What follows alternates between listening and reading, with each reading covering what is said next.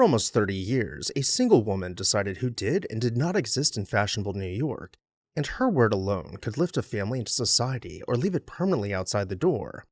When she at last built the grandest house of her life, a limestone chateau facing Central Park, it was large enough to gather 1,200 dancers beneath a single roof. Hi everyone, Ken here. Hit that subscribe button and let's explore this house. This video is brought to you in part by Victorian Society in America. More on them later.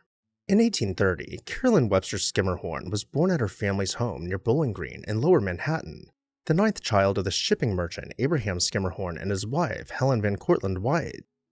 The Skimmerhorns were among the oldest families in the city. They descended from a Dutchman who had reached New Netherland in the 1630s, and for generations they prospered as ship chandlers and ship owners, trading between New York and Charleston. This Knickerbocker lineage mattered enormously. In the social arithmetic of the day, descent from the original Dutch settlers outranked even the vast but far newer Astor fortune, and it was the one thing money could never buy. The young woman her family called Lena grew up understanding precisely where she stood and how much that standing was worth. In 1853, she married William Backhouse Astor Jr., the middle grandson of John Jacob Astor and heir to a portion of the largest fortune in the United States. The first John Jacob Astor arrived in America after the Revolution, and built his wealth first through a fur trading empire, then through the China trade, and finally, and most lucratively, by buying enormous tracts of Manhattan real estate. By his death in 1848, he was the richest man in the country. His son, known in his own time as the landlord of New York, multiplied those holdings into hundreds of buildings and rents that rolled in regardless of fashion or financial panic. By marrying into this dynasty, Carolyn joined her unimpeachable old name to an almost limitless supply of money. For the first 2 decades of her marriage, Carolyn was occupied mainly with raising her children, but the years after the Civil War handed her a mission. A torrent of new money was pouring into New York, and the families who held it were hammering at the gates of established society. Carolyn appointed herself the guardian of the old order, and after the death of her mother-in-law in 1872, she stood unrivaled as its leader. Her chief lieutenant in this campaign was Samuel Ward McAllister, a Savannah-born lawyer who had made himself the age's great authority on taste and protocol. Together they built the machinery of exclusion.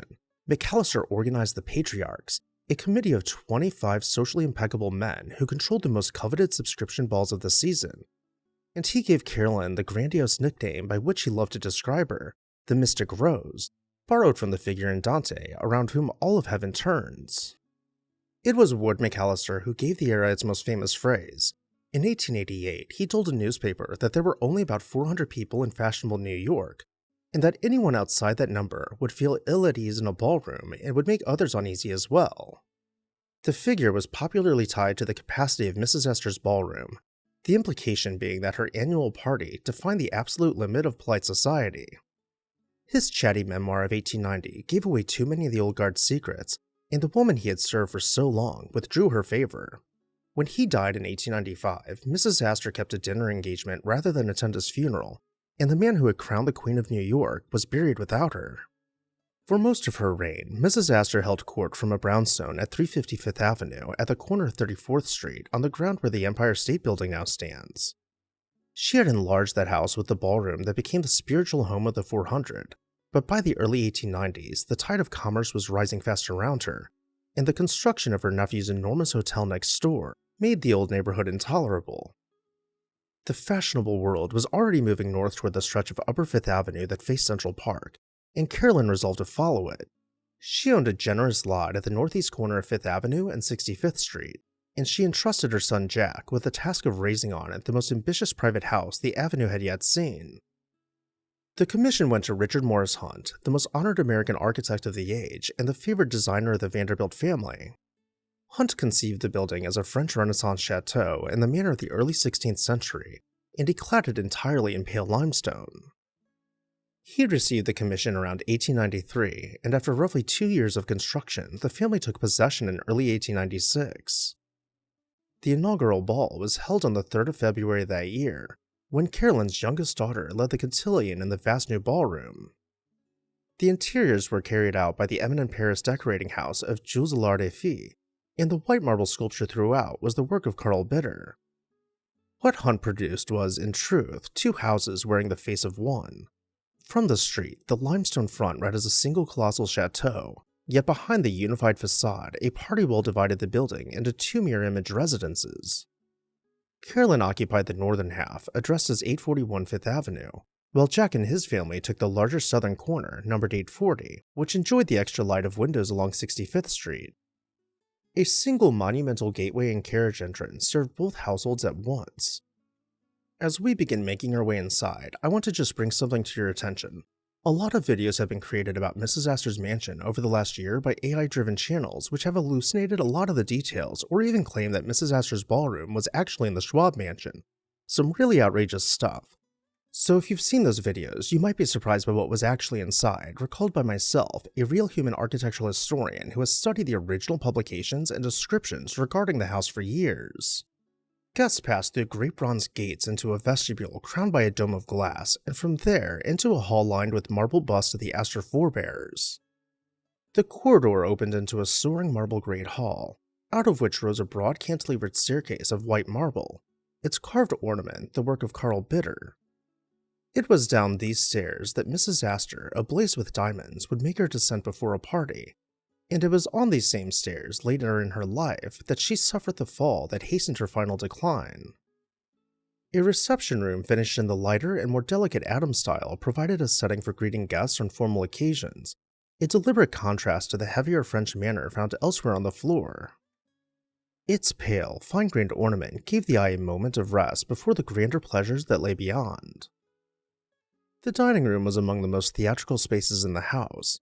Its carved walls were hung with tapestries depicting scenes of the hunt, while at the end of the room, set behind Mrs. Astor's chair, stood a statue of Venus presiding over the formal dinners. The ballroom was the heart and glory of the house, and it doubled as the picture gallery in which Mrs. Astor displayed one of the most celebrated private art collections in the world. It was the largest room in the mansion, stretching across the entire rear of the building and rising through several stories to a stained glass skylight carried on sculpture mill figures. The deep red satin-paneled walls held canvases by the most fashionable European painters of the century, while across the marble floor lay four immense oriental carpets, a row of long narrow Persian runners in deep red, and scattered rugs woven from peacock feathers. High on one wall, a musician's gallery was screened with Chinese panels so that the orchestra could play unseen. The single room could hold 1,200 people, 3 times the capacity of the famous ballroom in our old house, and when both halves of the double mansion were thrown open on the night of her January ball, it became for a few hours the undisputed center of high society. Above the public floors lay the private world of the family, the bedrooms, the dressing rooms, and a domed boudoir that no guest would ordinarily see, and higher still the quarters of the servants who kept the whole great machine running. The splendor on display below was, in the end, a stage set, built for the single purpose of receiving the right people in the right way. Mrs. Astor took a tragic fall down her finely polished marble staircase and was never quite the same after, experiencing strokes and memory loss. She passed away in the Fifth Avenue mansion in 1908 at the age of 78 and was laid to rest in the Astor Vault at Trinity Church Cemetery. Within a week of his mother's death, John Jacob Astor IV announced that he would take the entire double house for himself, and he engaged the architectural firm of Creer and Hastings, then at work on the New York Public Library, to fuse the two residences into one. The reconstruction of the ground floor was nearly total and is said to have cost in the neighborhood of $500,000, and the transformed mansion was ready by 1910. The changes ran from the front door to the rear wall, and the principal rooms emerged altered in both character and grandeur. Before we see the renovations, a quick word about the sponsor of today's video, Victorian Society in America. Are you captivated by historic architecture? Want to explore, learn, and dive even deeper into the past? With the Victorian Society in America, you'll have the chance to travel to American cities and tour stunning 19th century buildings, pursue learning through internationally acclaimed summer programs in American cities and abroad, including Chicago, Newport, and London to name a few. Additionally, members will enjoy a free subscription to 19th Century, the semi-annual publication packed with articles on art, architecture, preservation awards, and book reviews. Visit the website below in the video description and become part of the Victorian Society in America today. Thank you, Victorian Society in America, for sponsoring this video. Now back to our tour. The wall that had divided the two houses came down. The twin staircases were torn out and rebuilt against the rear of the building where they would be hidden away from view, and the whole central space was reborn as a great reception court beneath a dome of glass.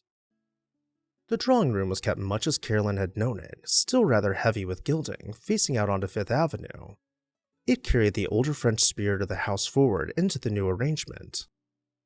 Jack's library was shifted to a new position within the reconfigured plan. It remained a deliberately old-world room at the heart of a thoroughly modern reconstruction. No space was more thoroughly remade than the dining room, where nearly the whole of one wall was removed and replaced by an enormous bay window set in a grille of bronze. Redesigned in a free Italian Renaissance manner and measuring roughly 40 feet by 30, it gleamed with columns of rose-tinted marble, a checkerboard floor of black and white, tapestries in green and gold, and a plaster ceiling worked in brown and gold. The great ballroom, the one the two houses had always shared, was left essentially as Hunt had built it, a lofty rectangular hall lit from above and hung with the family's French paintings. Now, however, it belonged to a single residence, the crowning room of one of the largest private houses in all of New York. Astor presented the reborn mansion to society with a housewarming in March of 1910, and for a brief season, the great room shone again as they had in his mother's day. Jack's divorce in 1909 and his remarriage 2 years later to a woman nearly 30 years his junior scandalized the very society his mother had ruled. Returning from his honeymoon with his young and pregnant wife, he boarded the Titanic and went down with the ship in April of 1912, the richest man on board.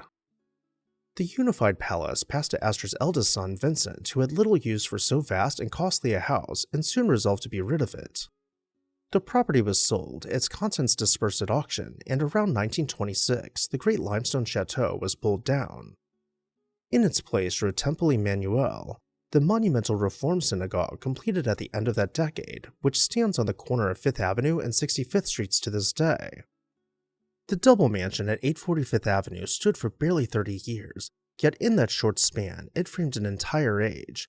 It was raised by an aging arbiter just as the rigid world she governed began to slip from her grasp, joined into one by a son who would perish in the most famous disaster of the century, and swept away within a single generation to make room for a house of prayer.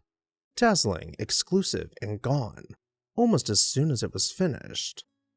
And with that, I'll turn it over to you.